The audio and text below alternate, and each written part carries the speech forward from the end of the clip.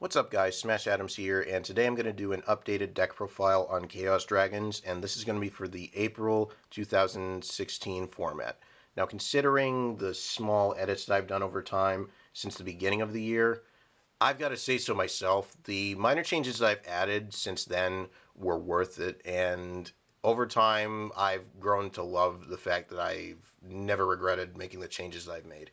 It's worth being played, especially to this day, in this format currently. I personally believe that dragons are still relevant to this day, even Chaos Dragons in general. So if you need a deck to get back into Yu-Gi-Oh, you can always rely on this, considering it's fast, and in many given matchups, it can win so many games for you in the long run, depending on how you play it. So whatever you do, if you want to get back into playing Chaos Dragons, just do your research and just continue running it the way you should be running it and make it flexible enough to be played. It's really useful nonetheless. So I'm going to show you all the deck, explain a couple of my tech choices, and without further ado, here is Chaos Dragons. Of course, we've got still the triple Lightpulsar Dragons, still self-explanatory. You need these to get your OTKs off. You need these to get your dragons straight from the graveyard onto the board and then just go straight for the OTK, mainly Red Eyes, for example. If you get that, enough said, got what you need to get your resources going straight for the battle phase and to just end the game overall. You get what you need for the OTK. Unless they stop you with a hand trap, you've won. Enough said. This is by far one of the better choices to go for. Run this in spades, though, because running less than that will decrease your options of getting more balance to the deck in general. Next, we've got 3 Darkflare Dragons. I was thinking of cutting one out for more space for another card, but I figured running the playset of each one of these was the better option, considering that he's also a dark target for Lightpulsar's ability. Say if you have nothing to fall back on with Red Eyes, or if it were banished, for example, by one of your opponent's cards, because there's so much stuff that can stop Chaos Dragons now, it's not even funny. You got to find other options, so this is one of the better options, next to many others that I've tried out. And the graveyard disrupting ability, it's really useful. Say if you wanted to banish a card in your opponent's graveyard, do so. You got to have a dragon to do it, though. So be prepared on how to use it.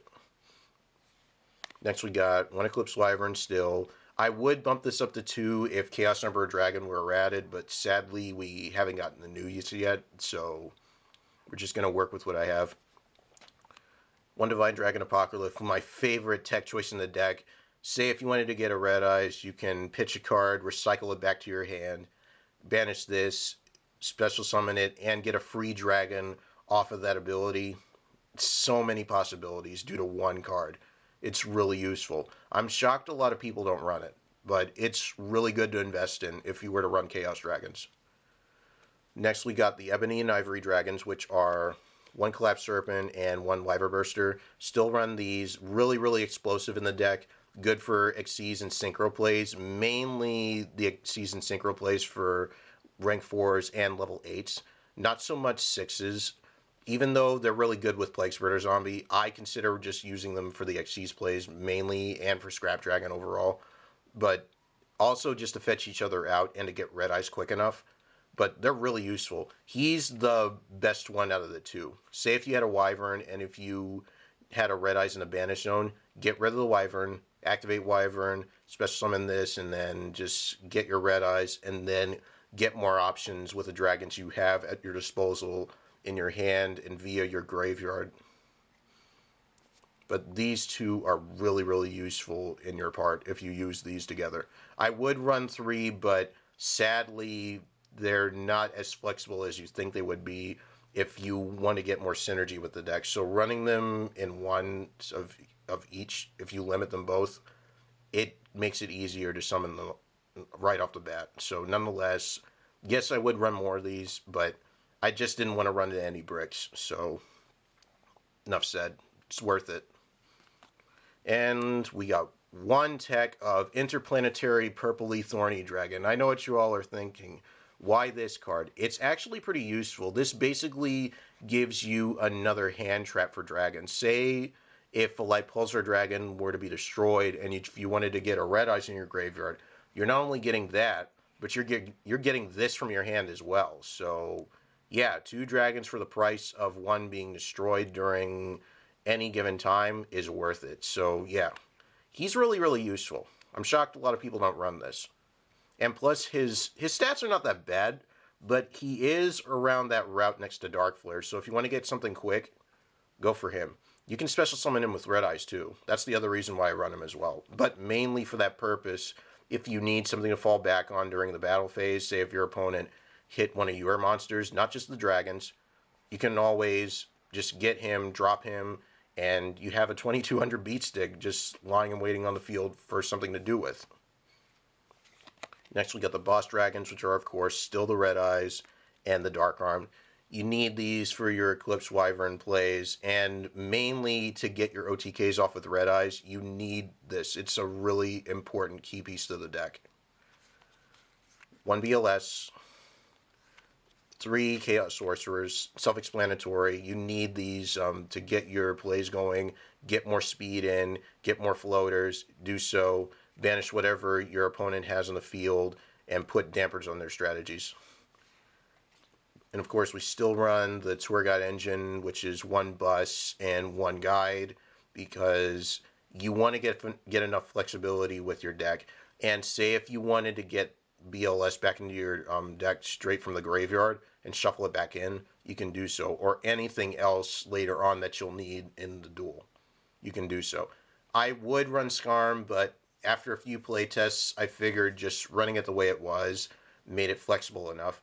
I hardly use the engine a lot, but I mainly use it for just control-based plays. If I wanted this first turn and I had the bus in my deck, I can always get it in to the field and just overlay, go straight into a rank 3, play Dante, get a few mills in, and then possibly get a Pulsar that turn. That's the main reason why, just for control-based plays. And of course, we still got the Plaguespreader because you do Synchro Summon a lot. It's enough said. I mean, it's really good with Beelze too.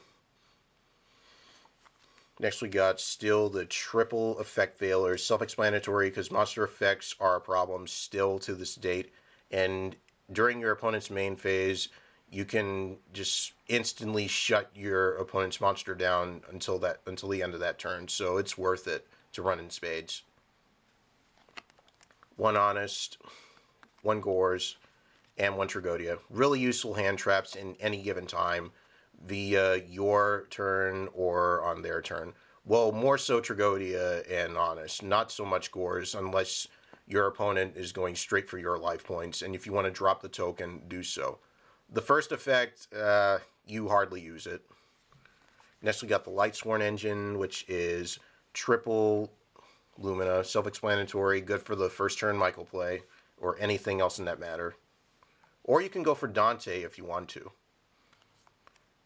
Triple Raiden, like I mentioned with Lumina, good for first turn Michael play. And if you get him alone, you can just use him, get like 4 mills, and then just do so.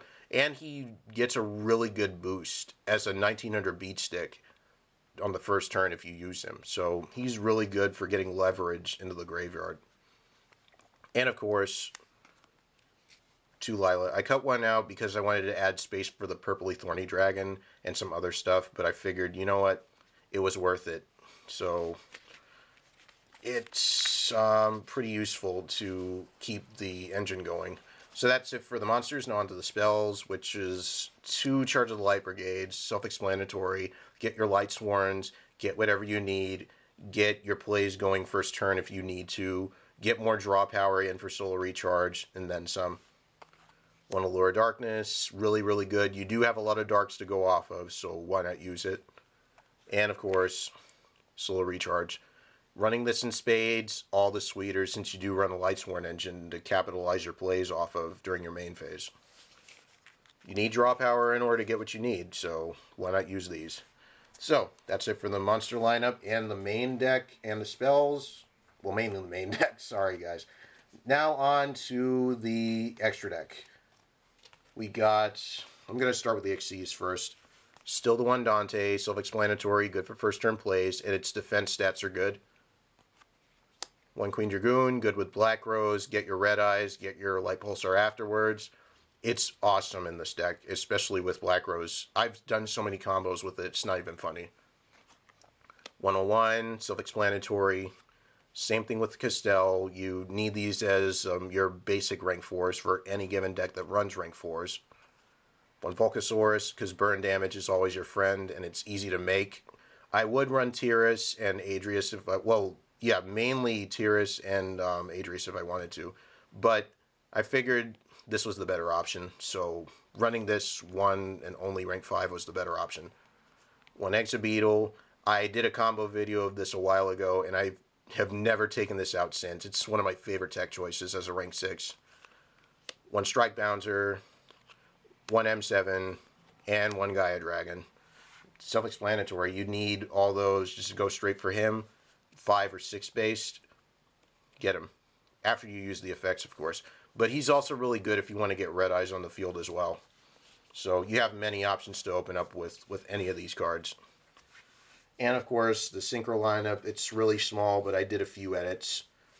1 tech of Armades. This is really good during the battle phase. So say if your opponent wanted to activate anything, this is basically an ancient gear. So you can't really do, your opponent can't do shit the minute the minute you get this off.